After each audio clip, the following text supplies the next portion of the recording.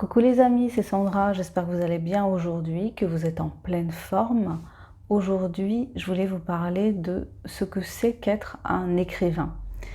Je me suis beaucoup posé cette question ces derniers temps en faisant référence à l'affaire Matzneff, dont vous avez forcément entendu parler si vous vivez en France.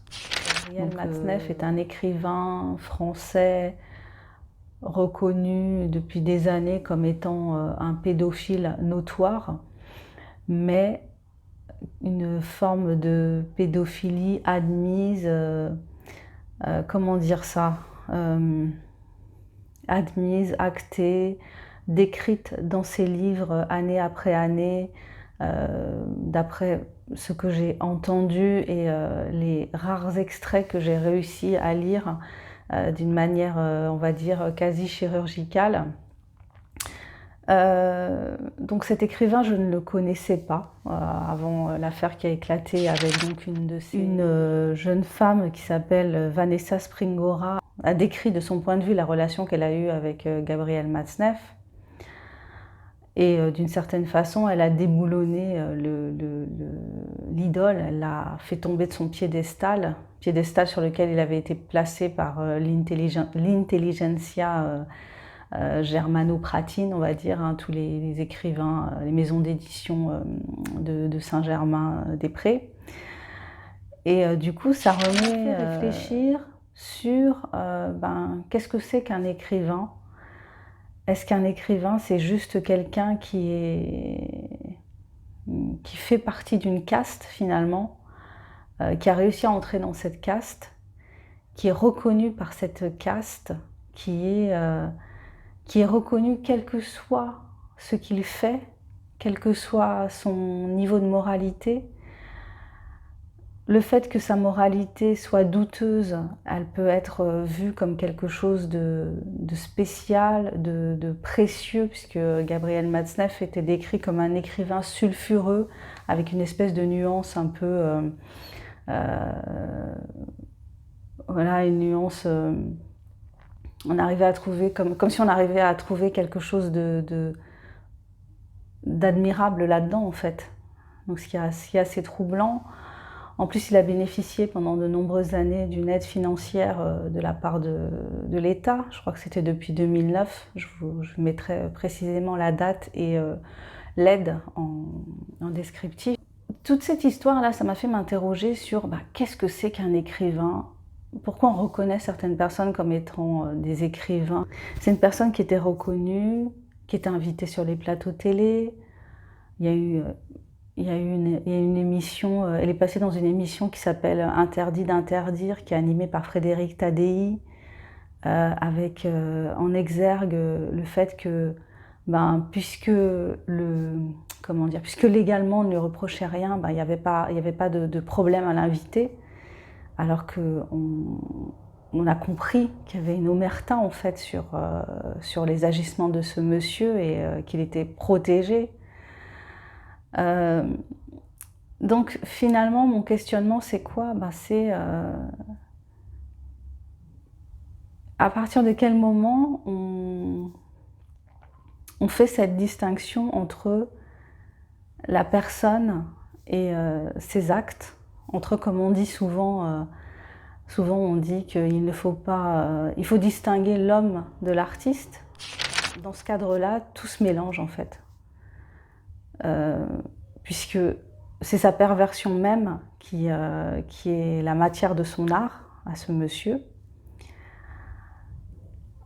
Et malgré tout, on a considéré que c'était un artiste, d'une certaine façon. Enfin, des gens ont considéré que c'était un artiste et qu'il était digne d'être édité. Donc ça veut dire qu'il y a des gens qui ont lu ce qu'il a écrit, qui l'ont relu, corrigé, qui l'ont publié.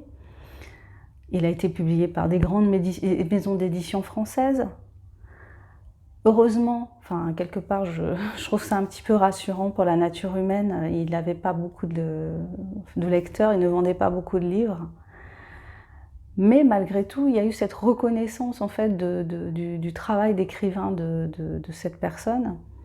Et ça me pose question, parce que qu'est-ce que c'est un écrivain finalement ? Qui reconnaît qu'on est un écrivain ? qui met le tampon sur sur ton front, en quelque sorte, en disant ben, toi, tu es un écrivain, toi, tu seras édité, toi, ce que tu écris, ça a de la valeur, toi, ce que tu écris, des gens vont avoir envie de le lire et c'est important que ce soit édité. Eh bien, ça montre bien qu'il y a une espèce de flou, quelque part, il peut même y avoir une espèce d'aberration, finalement, dans des choix éditoriaux. Parce qu'on pourrait se dire, ils ont choisi d'éditer cette personne-là, et puis parce que ben, c'est sulfureux et que ça va se vendre. Mais non, c'est sulfureux et ça ne se vendait pas tant que ça. Donc on ne peut même pas leur accorder une espèce de bénéfice du doute malsain qui dirait ils ont fait ça pour l'argent. Donc c'est plus douteux, plus pernicieux, plus inquiétant que ça finalement. Ouais, c'est une affaire qui pose question sur la nature humaine, sur les choix qui sont faits dans des sphères intellectuelles et qui sont dominantes en fait, et qui finalement ont leurs propres valeurs, qui ne sont pas celles du commun des mortels. Et c'est une réflexion qu'on pourrait étendre à plein d'autres champs de notre civilisation actuelle, de notre monde actuel. On pourrait étendre ça au monde politique, par exemple, en s'interrogeant sur les exigences que le citoyen lambda peut avoir vis-à-vis de lui-même, vis-à-vis de sa morale, de l'honnêteté, d'être une personne qui agit en respectant la légalité, alors qu'on a au sommet de l'État des gens qui, pour un bon nombre, ne respectent pas les lois, sont au-dessus des lois en fait, et qui pour autant ne sont pas sanctionnés. Donc on est dans ce deux poids, deux mesures, un petit peu, enfin pour beaucoup de choses, on est dans ce deux poids, deux mesures, cette espèce de schizophrénie constante qui fait notre monde actuel en fait, et peut-être qui fait le monde depuis très longtemps.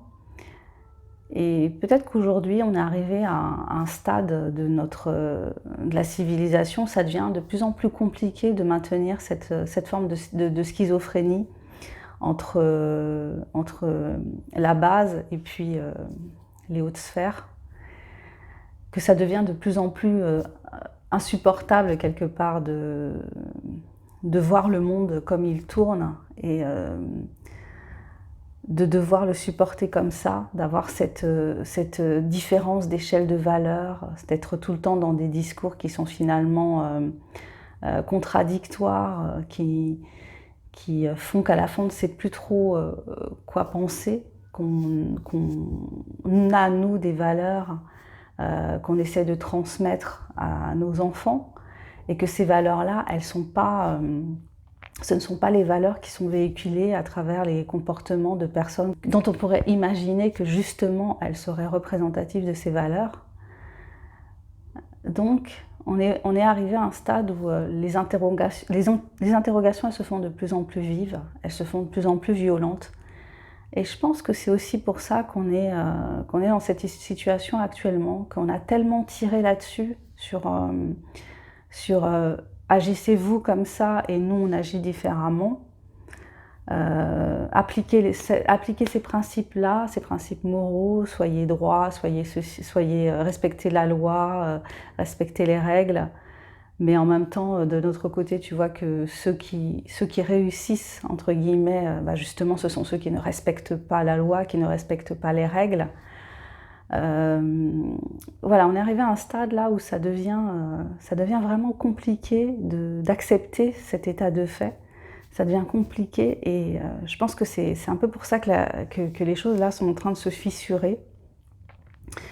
Alors je ne sais pas trop vers quoi on va, mais j'ai vraiment cette sensation-là, qu'on arrive à un trop-plein, à un ras-le-bol, et que il va se passer quelque chose, je ne sais pas quoi, peut-être peut-être qu'il va y avoir une révolution en France, après tout, on en a déjà vécu deux, enfin on en a déjà fait deux en France, voilà, 1789, 1968, peut-être que 2020 sera l'heure d'une nouvelle révolution. Parce que voilà, on a tellement tiré sur la corde, on a tellement demandé comment dire, à la France d'en bas de coller à certains modèles, de faire des sacrifices. Voilà, c'est toujours les petits qui doivent faire des sacrifices, et puis finalement, en haut, on respecte une autre. On voit les choses finalement différemment. On attend du bas qu'il agisse d'une certaine façon, et le haut est au-dessus de ça, quoi, si je peux dire. Voilà, bon, c'était ma petite réflexion du jour, c'était ça que je voulais partager avec vous aujourd'hui. Je me présente pour ceux qui ne me connaissent pas, je suis Sandra Ganneval, je suis écrivaine indépendante. J'ai créé cette chaîne pour partager avec vous des réflexions sur la société, le monde comme il va, ou comme il me semble aller, sur mon travail d'écrivain, parce que je suis écrivaine indépendante, sur mes livres, voilà, je parle un peu de tout ce qui me tient à cœur, de tout ce qui m'intéresse. Je vous remercie si vous êtes allé jusqu'au bout de la vidéo. Je vous souhaite une excellente journée ou soirée, et puis je vous dis à bientôt peut-être pour la prochaine. Bye bye.